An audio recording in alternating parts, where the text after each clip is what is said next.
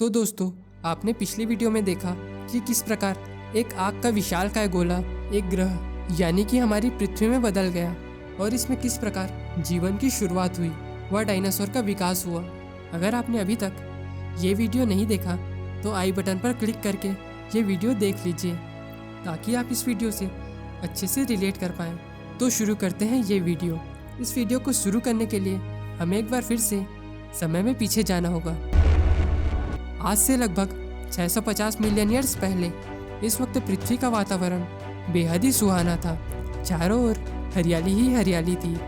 ये डायनासोर्स यहाँ राज किया करते थे, पर यहाँ इन डायनासोर्स के अलावा भी एक और प्रजाति मौजूद थी जो कि इनसे आकार में काफ़ी छोटे हुआ करते थे। ये थे मैमल्स। ये जीव आज के चूहे की तरह दिखते थे। ये स्तनधारी जीव थे जो कि बच्चे दिया करते थे, जबकि डायनासोर्स अंडे दिया करते थे।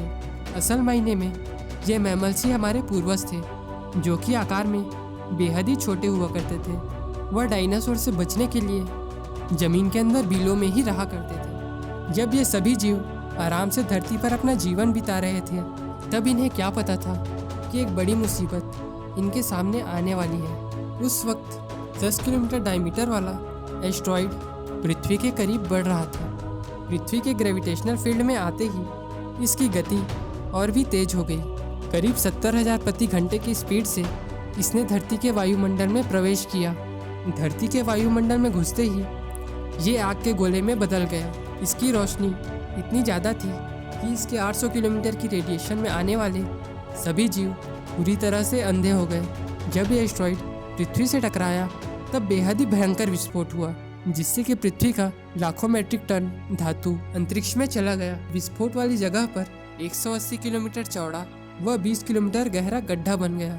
गड्ढे का सारा मटेरियल आसमान में धूल के बेहद ही बड़े बादल का निर्माण किया। इस बड़े टक्कर की वजह से भूकंप की तरंगे धरती के क्रस्ट में काफ़ी दूर तक चली गई, जिससे कि समुद्र में विशालकाय लहरों का निर्माण हुआ। धरती में महाविनाश का आरंभ हो चुका था। इस विस्फोट के रेडिएशन के कारण 800 किलोमीटर की दायरे में आने वाले सभी जीव पूरी तरह जलकर खत्म हो गए, लेकिन उड़ने वाले सभी जीव इस महाविनाश से बचे हुए थे, पर ये भी ज़्यादा देर तक जीवित नहीं रहने वाले थे। इस विनाश के दौरान जो धूल व पत्थर अंतरिक्ष में गए थे, वे कुछ समय बाद धरती में आग के गोले के रूप में बरसने लगे, जिससे कि ये उड़ने वाले जीव भी खत्म हो गए। साथ ही कई किलोमीटर मोटे धूल के बादल ने पृथ्वी को घेर लिया। ये बादल इतने मोटे थे कि इन्हें पार करके सूर्य की रोशनी का पृथ्वी में पहुंच पाना असंभव था। कई सालों तक पृथ्वी में सूर्य की रोशनी पहुंच ही नहीं पाई थी, जिससे कि लगभग सभी पेड़ पौधे खत्म हो गए। पृथ्वी से 75% आबादी भी खत्म हो गई। लेकिन इन डायनासोर्स का अंत किसी अन्य प्रजाति के जीवन के लिए बेहद ही सुनहरा अवसर था। ये थे मैमल्स। ये मैमल्स प्रलय के समय जमीन के अंदर ही रहा करते थे। कई लाख सालों बाद अब ये धरती पूरी तरह से डायनासोर से मुक्त हो चुकी थी और हमारे पूर्वज आकार में पहले से बड़े हो चुके थे, पर अभी भी ये हमारी तरह नहीं दिखते थे। आज से लगभग 470 मिलियन ईयर्स पहले अब धरती का वातावरण आज के समान हो चुका था। इस वक्त धरती का तापमान 24 डिग्री सेल्सियस था। वह एक दिन 24 घंटे का होता था, पर पृथ्वी के टेक्टोनिक प्लेट्स में एक बार फिर से हलचल होने लगी, जो धरती के दो बड़े बड़े द्वीपों को एक दूसरे के पास ले जा रहा था। हमारा भारत भी इसी द्वीप में शामिल था। इन दोनों द्वीपों के आपस में टकराने से एक नई पर्वत श्रृंखला का निर्माण हुआ, हिमालय। और ये है दुनिया की सबसे ऊंची चोटी, माउंट एवरेस्ट। ये पर्वत श्रृंखला आगे चल के कई बड़ी बड़ी नदियों का निर्माण करने वाली थी, पर अभी भी इस पृथ्वी में कुछ कमी थी। वो थे मनुष्य। आज से लगभग 40 मिलियन ईयर्स पहले पूर्वी अफ्रीका में नए पर्वत श्रृंखला का निर्माण हुआ, ईस्ट अफ्रीकन रिफ्ट वैली। ये पर्वत मानसूनी हवाओं को यहाँ आने से रोकता था, जिससे कि इस जंगल में बारिश आनी बंद हो गई। इसी जंगल में रहते थे एप्स। ये पेड़ों में रहा करते थे, लेकिन लंबे समय तक बारिश न होने से यहाँ सूखा पड़ गया। जंगल पूरी तरह से खत्म हो गए।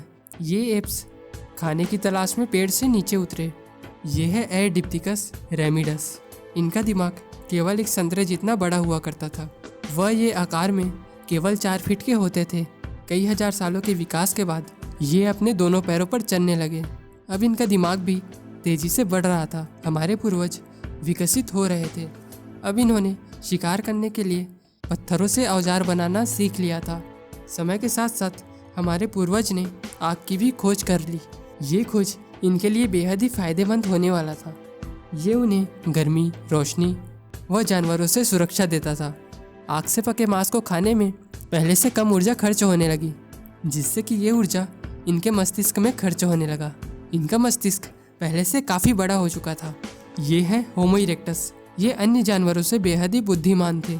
वह साथ में मिलजुल कर रहा करते थे, जिससे कि अब परिवार बनने लगे।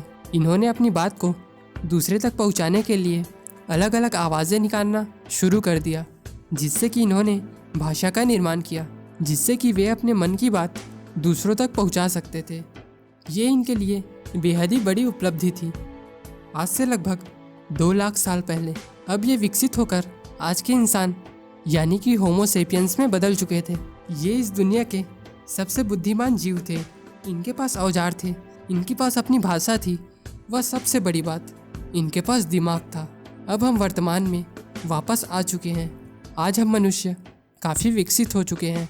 हम साइंस एंड टेक्नोलॉजी के फील्ड में काफ़ी आगे जा चुके हैं। जिस डिवाइस से आप ये वीडियो देख रहे हैं, उससे हम दुनिया में कहीं भी बात कर सकते हैं। इंटरनेट से नई नई जानकारियाँ ढूंढ सकते हैं। वह अपनी बात भी पूरी दुनिया तक पहुंचा सकते हैं। हम इंसान मंगल ग्रह तक पहुंच चुके हैं, लेकिन हमारा विकास क्रम यहाँ नहीं रुकता। हमें और भी काफ़ी आगे जाना है, डिस्कवरीज करनी है, नए नए चीज़ों की इन्वेंशन करने हैं। हमें अभी भी काफ़ी लंबा सफ़र तय करना है। तो दोस्तों, आज की वीडियो में बस इतना ही।